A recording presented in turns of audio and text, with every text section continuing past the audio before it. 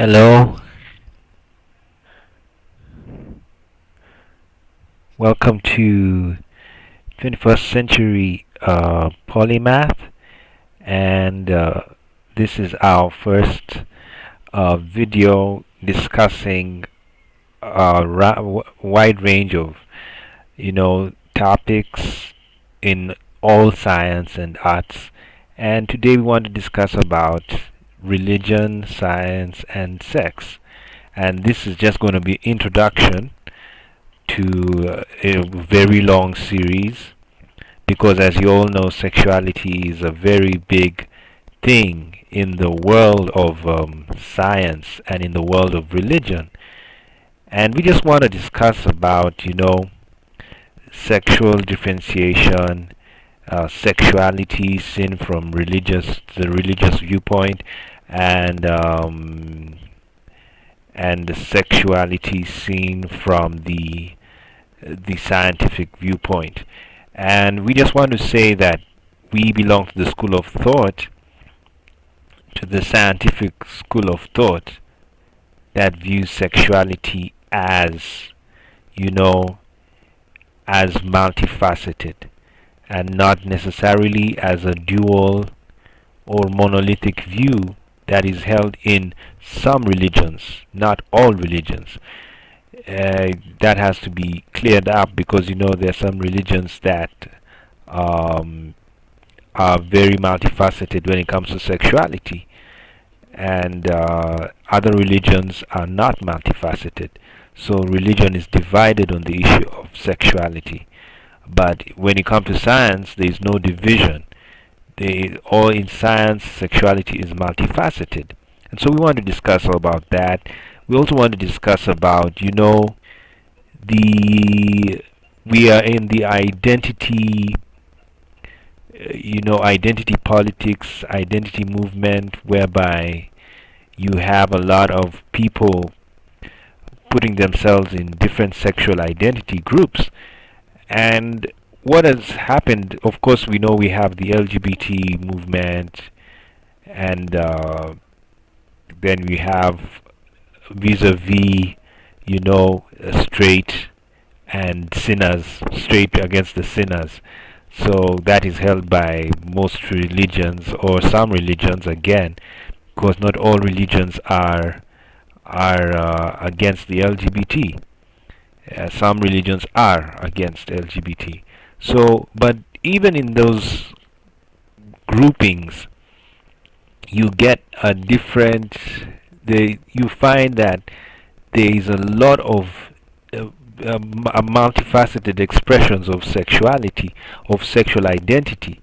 You can have a transgender who is not necessarily somebody who loves the same sex, but loves the opposite sex, but they're still transgender, or they're transvestites, or they're, and then you have other people, they're asexual, but if they were sexual, or they were sexual at one time, you may find they were actually either bisexual or gay or heterosexual, but then are now considered asexual. And when you see it in the eyes of science, it's very easy to understand. But when you see it in the eyes of some religions, not all religions, it is very hard to understand. And so we're just going to take time to discuss about this differentiations. Then we'll of course look at different religious texts and scientific texts that talk about sexuality. This will be in our social sciences section. And yeah, so be prepared for a lot of basically these are the thoughts of me, the 21st century polymath, and I'll just give out my thoughts of what I think about sexuality and what I've read about sexuality.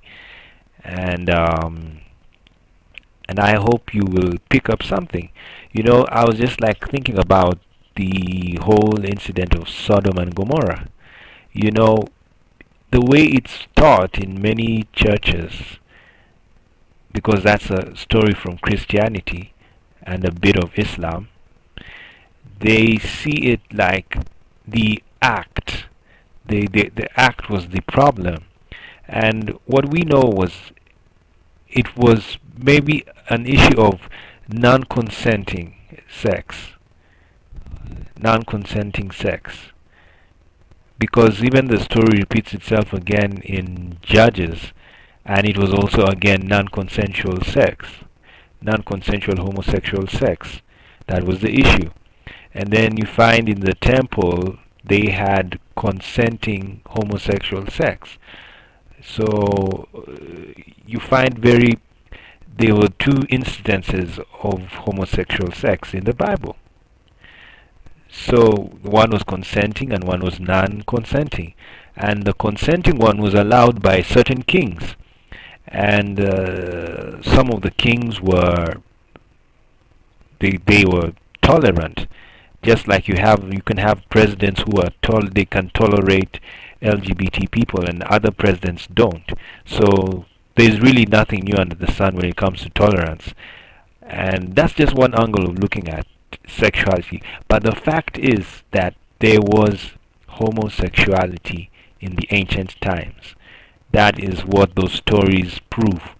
They tell us that it's as old as the sun. So we just want to go through all of those things and discuss them, because it's good in discussion. That is when we pick up knowledge and understanding. And one thing you gotta know from our shows is that the detail, everything is in the detail. You know, the more detailed your observation is, the more accurate your conclusions will be. And so we are a polymath, we are a detailed polymath. We prioritize on detail. And so when it comes to sexuality, we will be very detailed.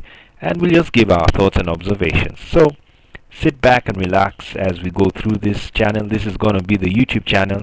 Of course, we have our Polymaths web WordPress blog that has the written articles, but this one is going to be for the audio and videos from Polymaths web. So enjoy your day. Let's keep on searching. Knowledge is power.